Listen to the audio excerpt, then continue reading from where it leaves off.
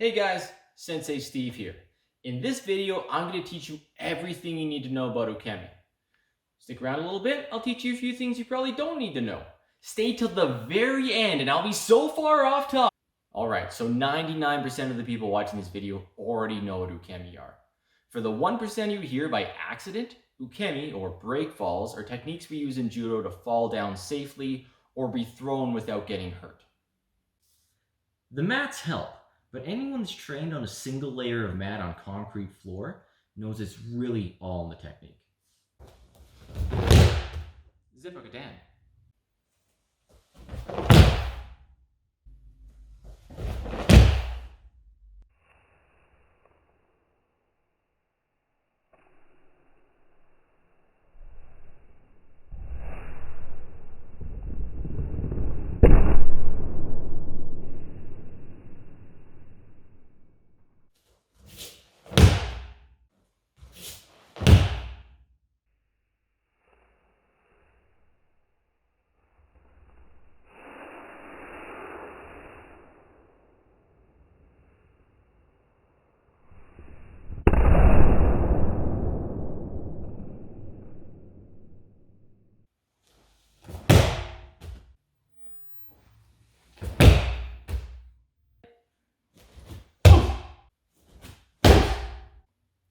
These are all your standard Ukemi.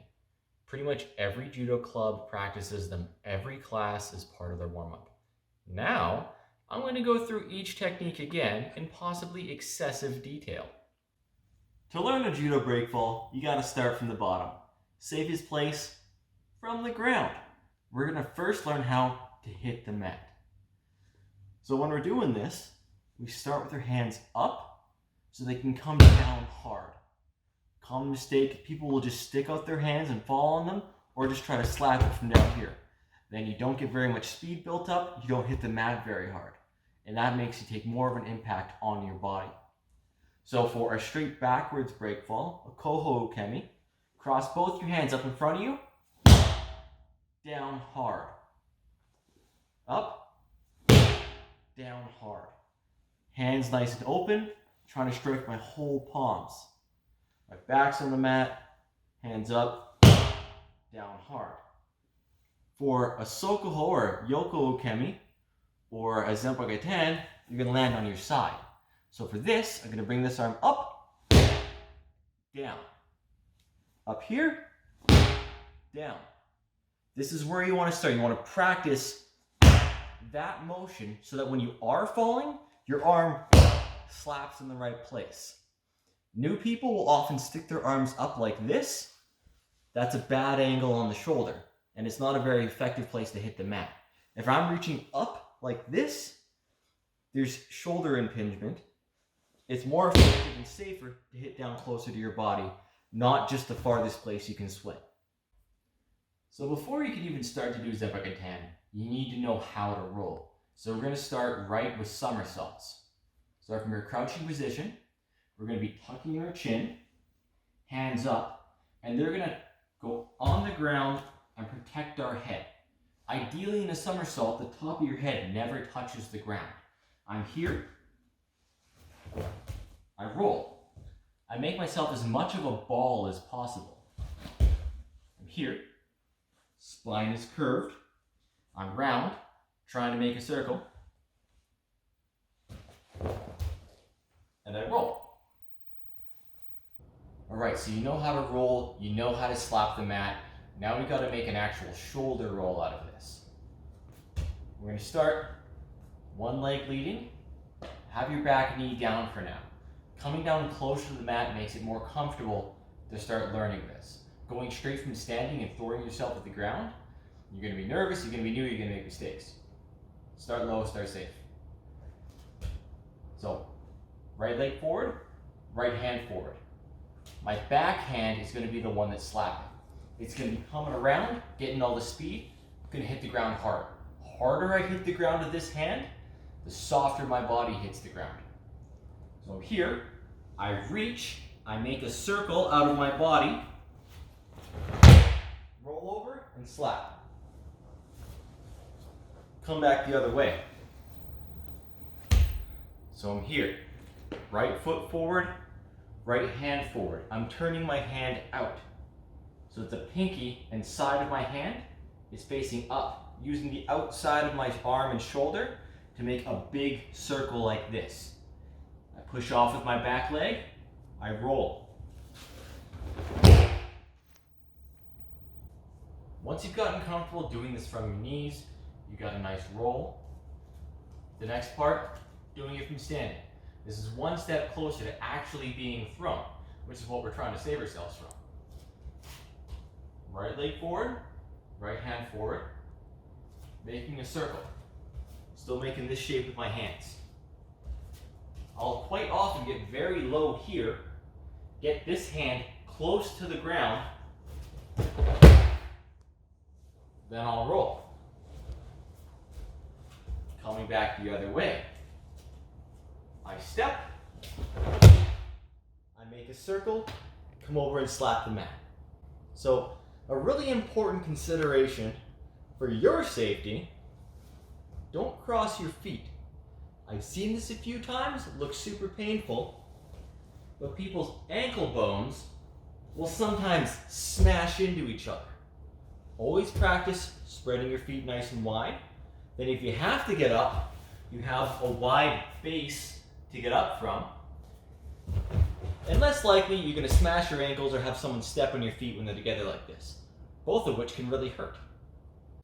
So the next level of Zenpo Kaitan that you can get up to, I call a self-throw. There's probably a fancy Japanese name for it, but this gets the point across. Instead of just rolling nicely, I'm taking an imaginary opponent and having them throw me with a really good seoi-nage.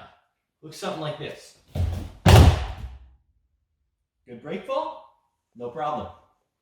So next, Sokoho, Yoko Ukemi, side breakfalls, whatever you want to call them, going that way. So I like to start low. I just stick a foot out, fall sideways. Nice and simple. Start from a crouch, foot out, fall straight sideways.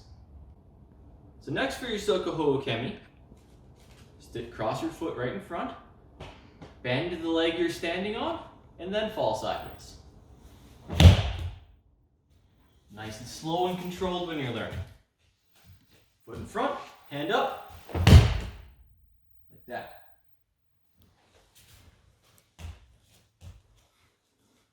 Once you've got that down, then you're going to get this slip on a banana peel motion. So I slip, come down harder. This is more like you're actually having your feet swept out from under you. That's the motion you're practicing. Next up, Koho Ukemi, backwards breakfalls. So we don't really use these a lot anymore in actual judo competitions. Like when you're doing randori, very rarely will you have a situation where you fall like this. Back in the day when leg picks were a thing, a double leg would mean you'd fall straight backwards. It's still very valuable because there's, a very good possibility you'll move from judo, go cross-train in Brazilian Jiu-Jitsu or wrestling, where leg grabs are a very real thing. Or who knows, out in your day-to-day life, you might slip on ice or something and fall straight backwards. This breakfall, still useful, still important. When you're practicing and just learning, you could start low from a crouch, make a ball out of yourself, cross your hands in front, roll back, and slap. Up here. So now from standing, I'm going to start high, bend my knees and get lower, then go back for my breakfall. Something like this.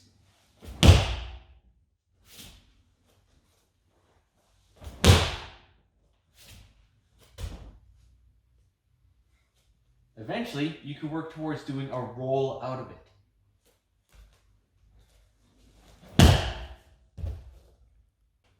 If you want to get really fancy, sometimes you just kind of handspring out of it. The handspring serves absolutely no practical purpose, but it's kind of fun. So next up are Zenpo or Mai Ukemi. They're straightforward breakfalls. No rolling. This is you're falling straight forward, you're impacting. So you're going to want to do this, making a diamond shape in front of your face with your hands, when you hit the ground, your hands and your forearm are all impacting at the same time.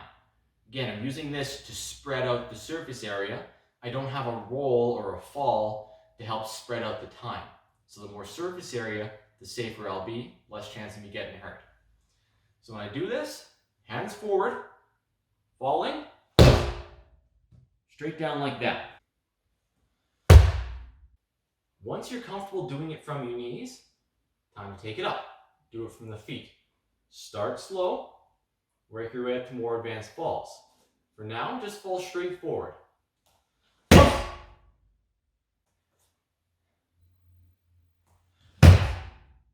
Once you're really comfortable with that, you can make it even a little bit snappier. You're going to go straight for that, shoot your feet out backwards, dropping straight down.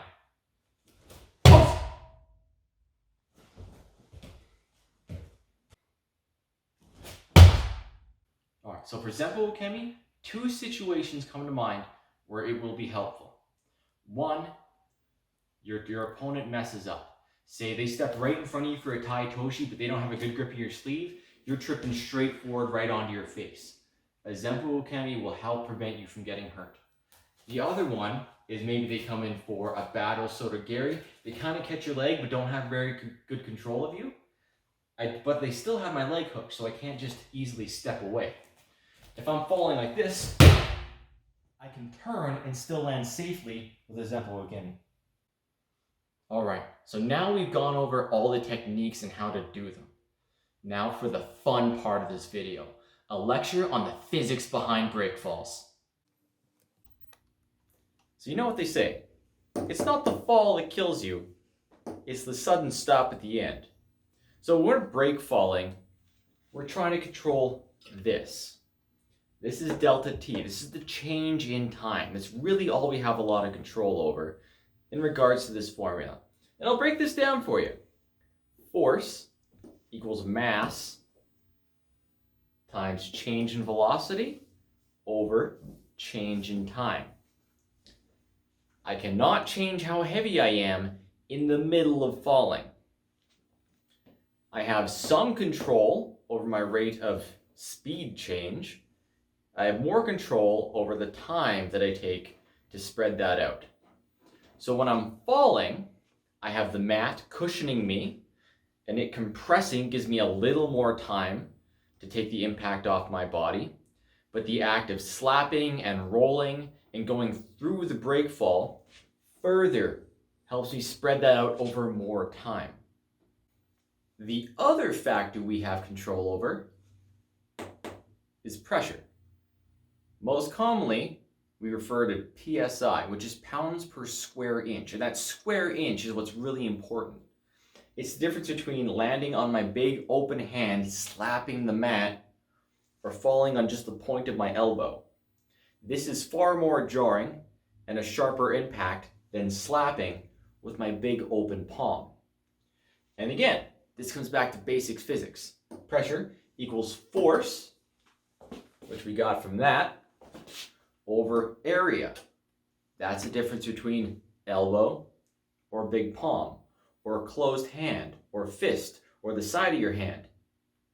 More surface area, more better. So all of this comes back to Newton's third law of thermodynamics. For every action, there's an equal and opposite reaction. When I'm falling, my body has momentum. And that's going to turn into a force once it hits the ground. So I don't want that going into my body with all the soft, squishy organs. I would much rather hit the mat as hard as I can with my hand, which is less likely to get damaged. And when I do that, spreading it over more surface area, spreading it out over more time. That's all I have for you today. Hope you enjoyed it. Thanks for watching.